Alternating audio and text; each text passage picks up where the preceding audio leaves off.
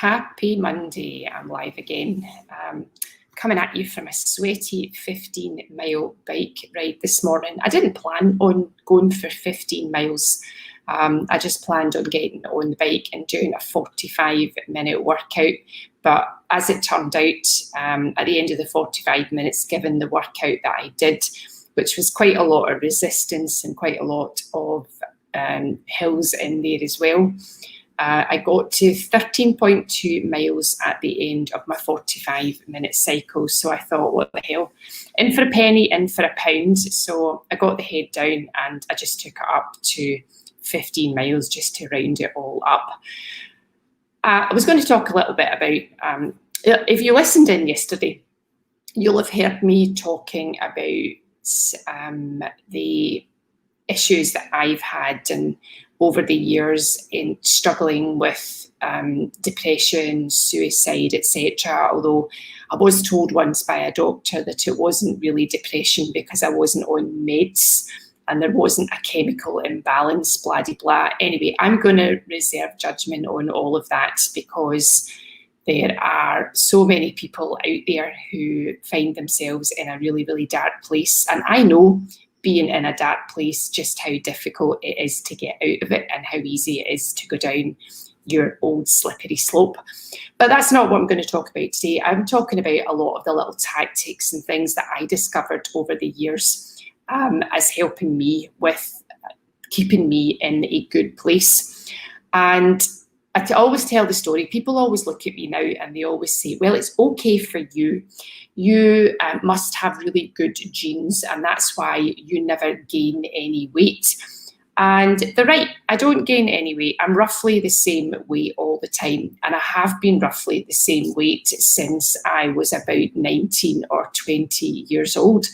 But that doesn't mean that I'm genetically predisposed to being slim. It just means that I've been really, really careful with my diet. And when I say that, I don't mean I starve myself. I'm not vegan, I'm not vegetarian, I'm not eating salads all the time, despite what everybody seems to think. I'm not there constantly eating salads. I eat chocolate or drink a gin and tonic every now and again.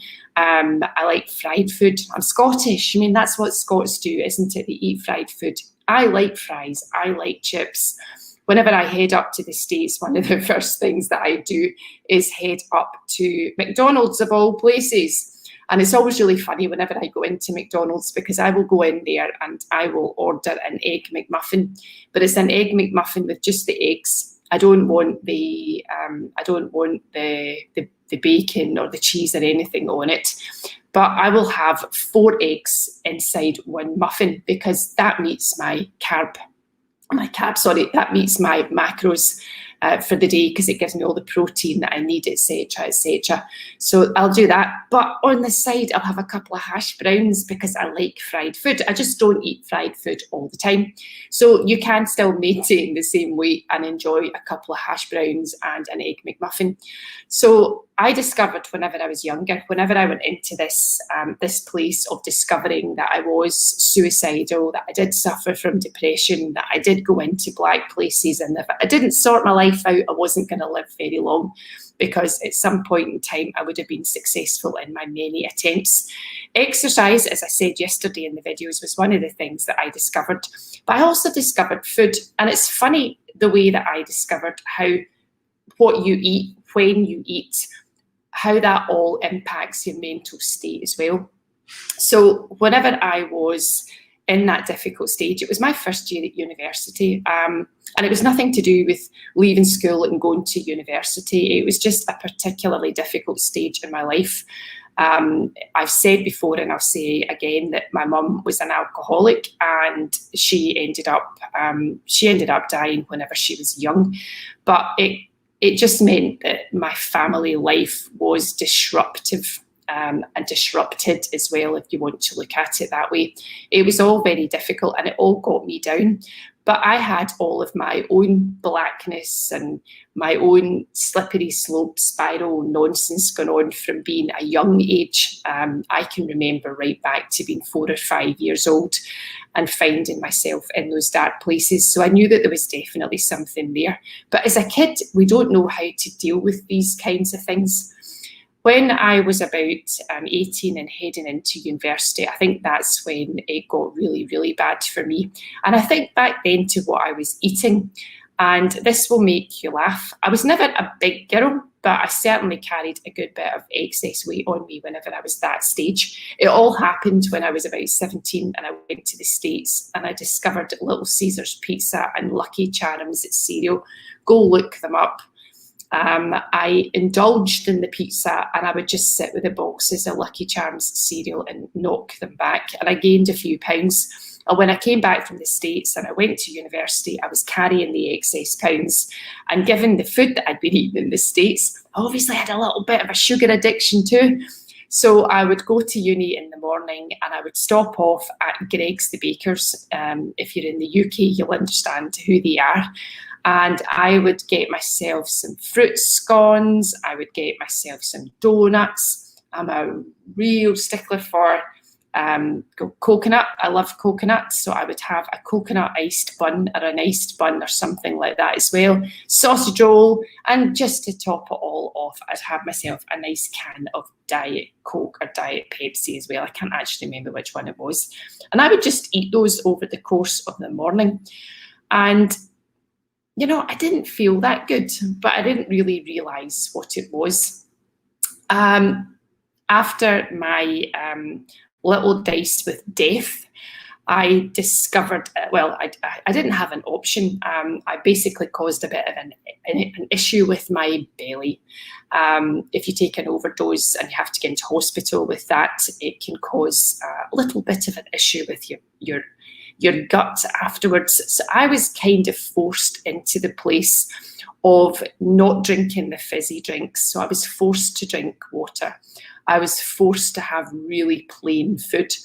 And I discovered through that episode that whenever I nourished my body and whenever I drank lots of water, I discovered that I had so much more energy. And not only did I have more energy to work out and just generally go about my business, I was happier and I was more content, and I was able to deal with all of the trauma that I had going on at home as well. So I didn't feel like I was on this roller coaster anymore. And whenever I went back to eating the junk again, which I regularly did because I would still go into those little black places and I would deal with the issues that I was having by going and buying the donuts again and eating the junk. I was lucky that it was never an alcohol thing, but that might be a lot to do with how I was brought up as well.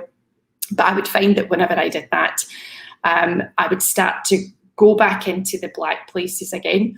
And it took me a number of years before I got to the place of realising that there was actually a link between how I was feeling and what I was putting into my body. And even now, if I have a weekend where I eat crap, which I think most of us will do, I notice how it affects me. I notice how it affects my body. Now, you're not going to go and eat a pile of crap at a weekend and all of a sudden gain a whole load of weight. That just doesn't happen. But what you will do is you will gain a whole load of water weight because of the junk that you're putting in your body. So you could easily, over the course of the weekend, just binge and then stand on the scales on the Monday and find that you're as much as 6 to 8 pounds heavier than you were. And it's not necessarily, it's not fat. It's not fat. You're not going to get fat in the course of a couple of days. It's water. And that's your body battling because you've put all of the junk into your system. So I would notice that whenever I was eating those kind of foods, then I would be in a bad place. So, you know, it's really, really simple. If you want to keep yourself in a good place, as I said yesterday, you get in your exercise, you eat a healthy diet. It doesn't mean you starve yourself. It just means that you eat a healthy diet. And over the course of the years, because I'm talking now about intermittent fasting, but I'm not going to talk too much about it today because I've got 5% left and it's almost at 10 o'clock. It's almost at 10 minutes, sorry. Intermittent fasting is not starving yourself. Intermittent fasting is simply eating your meals later in the day and stopping eating earlier in the day. And you will be astounded at how good that makes you feel too. And you don't starve yourself. You can take all your calories and you can eat them all in that smaller window. You just might find that you're less inclined to eat a whole load of junk. But I shall talk more about what intermittent fasting actually is tomorrow. I didn't realise what it was. I didn't realise that I had been doing it over the years. It's become very topical. It's become very, very trendy.